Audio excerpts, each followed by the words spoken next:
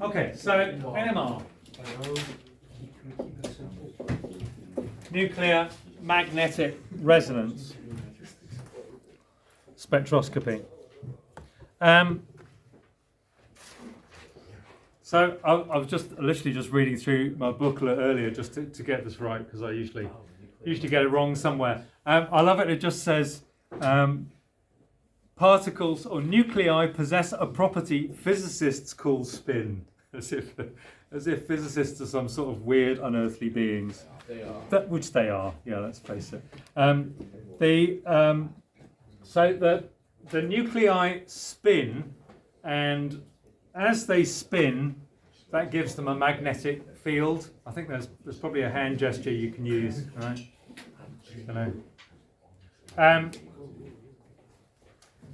We can call this spin clockwise or anti-clockwise or plus or minus, but we're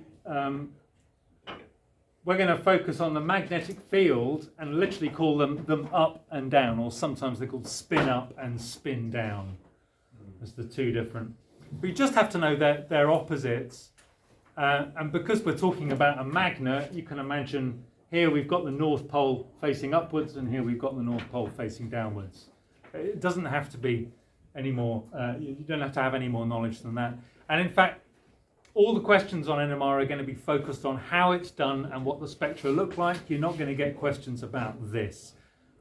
I think it's useful to know a little bit of the background, because then the NMR itself makes some sense. Okay. Should be said that the individual protons and neutrons in the nucleus all have their own spin.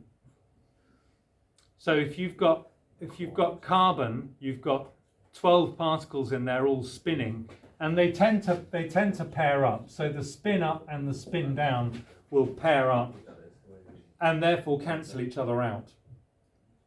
So it's only nuclei that have an odd number of nucleons, like carbon-13, where the spins can't all cancel each other out, that we can get an overall or a residual spin on the nucleus. You following us so far? Yeah, I'm sure you are. If we put our nuclei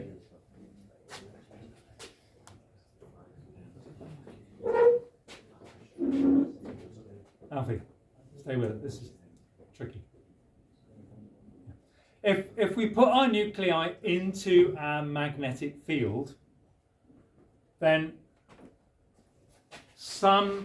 most of the nuclei will align themselves with the field in the same way that the compass aligns itself with the magnetic lines of force on the planet. However it does that. But some will oppose, and you remember from your work in colour that when you get a gap between two energy levels, then that gap corresponds to a frequency of light. Delta E equals h nu, where h is something, Planck's constant, or hf if you want f for frequency.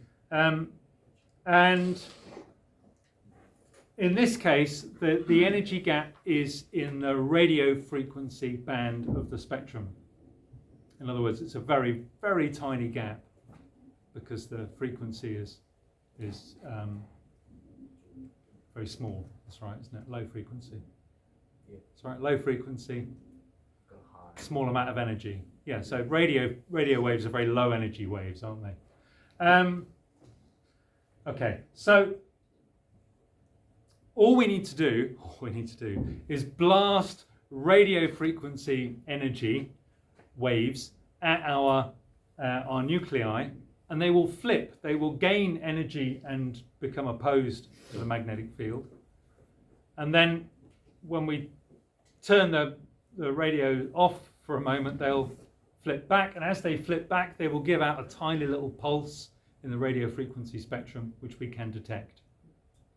And that's what we're looking at when we look at an NMR spectrum. We're looking at the frequency at which the nuclei flip. That make sense? Probably not. Okay. Well, let's have a look at a spectrum. Oops.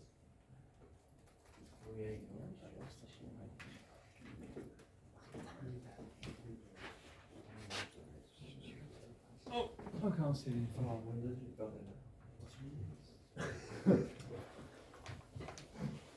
Okay. So this is the spectrum for ethanol, and it's the carbon-13 spectrum. And again, it looks a little bit like a graph, except just to make stuff interesting, 0 is on the right. Why? Why? For every other graph that we've ever seen. Anyway, that's how it is. So 0 is on the right, and it goes up to a couple of hundred.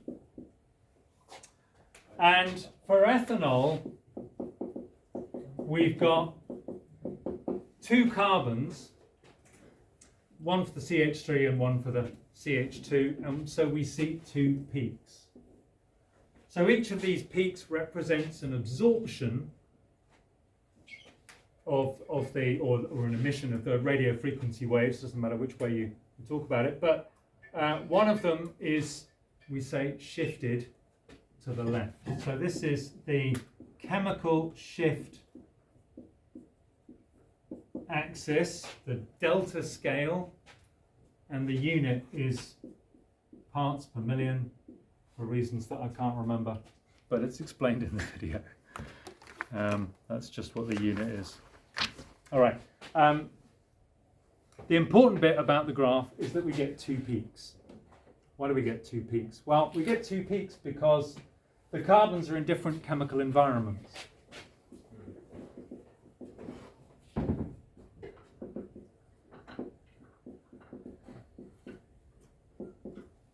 And if we just use what we know about chemistry, we know that the oxygen is more electronegative than the carbon. So it withdraws electron density or attracts a greater share of the electron density towards the oxygen. Which means this carbon here, unlike its normal kind of shielding of electrons from the shells around it, it finds itself de-shielded is the word we're going to use. De-shielded by the OH next door, or by the oxygen nearby. So the rule is carbons that are more de-shielded are going to turn up further to the left. Okay. I've actually introduced 2 concepts there. First of all, the number of peaks is the same as the number of unique chemical environments in the molecule. Ethanol's got 2, so we see 2 peaks. And secondly, that the chemical shift of the peaks corresponds to de-shielding from electronegative groups.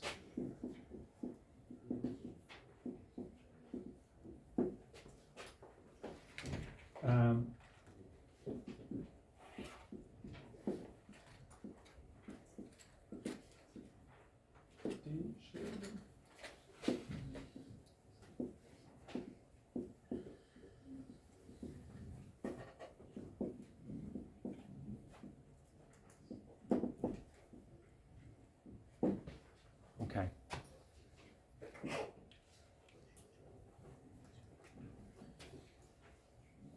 So far, so good. Yes, so if you look in your if you look at your table of data for NMR in the back inside cover of your topic booklet, then you will see we're looking at carbon-13 first on the right hand side.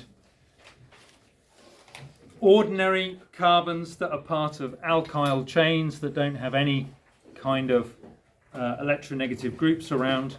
Have a low chemical shift between 5 and 40, and then as we start adding chlorines and oxygens and nitrogens, the chemical shift goes up. Benzene, let's just ignore benzene for the moment. Notice at the very top, you've got a carbon directly attached to a doubly bonded oxygen. Double bonds are stronger and closer, shorter than single bonds. So a doubly bonded oxygen on a carbon, you've got a very close electronegative group, which gives you a very high chemical shift, around about 200. Broadly speaking, it's the same for proton NMR as well, with some exceptions.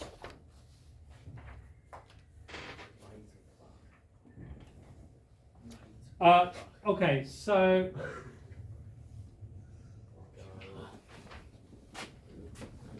just staying with that first point, number of unique chemical environments is the number of peaks. So when we look at a spectrum like this we've never seen before, we look at it and say, okay, we've got two chemical environments. One of them's right down on the right here, so that looks like an ordinary alkyl carbon, and then this one is chemically shifted. So whereas it's just above 60, isn't it? So that could correspond to, well, it's a bit high for an amine. There has to be an alcohol, ether, or ester. Okay, alcohol, ether, or ester. So actually very similar to ethanol there. But when we look at the structure of the molecule, we see it's got 4 carbons. So it's this molecule, diethyl ether. How is it that a molecule with 4 carbons only ends up with 2 peaks? Well, remember, its number of peaks is the number of unique chemical environments. Unique.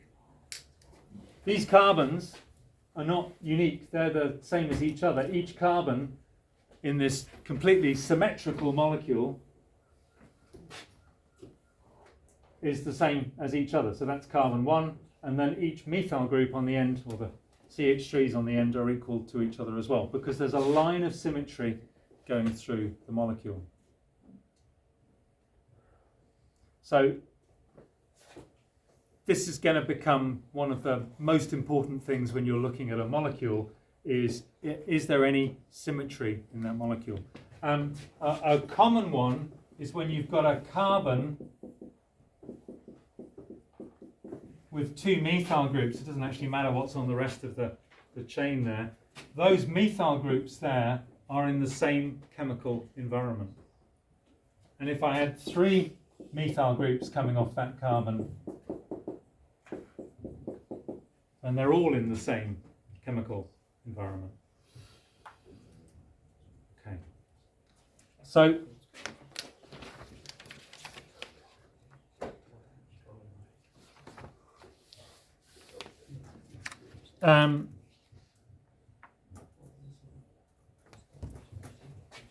this applies to the other type of NMR we're going to look at, which is proton NMR as well. So for proton NMR, we're just looking at hydrogens. For ethanol, we would see 3 peaks. We see a peak for these 3 hydrogens here. They're all in one chemical environment. Then another peak, and then another peak. 3 peaks. For this molecule, we would see 2 peaks in the proton NMR. One for these CH3s and one for these CH2s. Because these are the same as those. So, can you turn to page 24 in your topic booklet, and we'll have a look at some task questions. And really, we're just looking at question 1. And it's all about spotting that those lines of symmetry in the molecule where carbons or hydrogens are equivalent. Do you know what I'm talking about?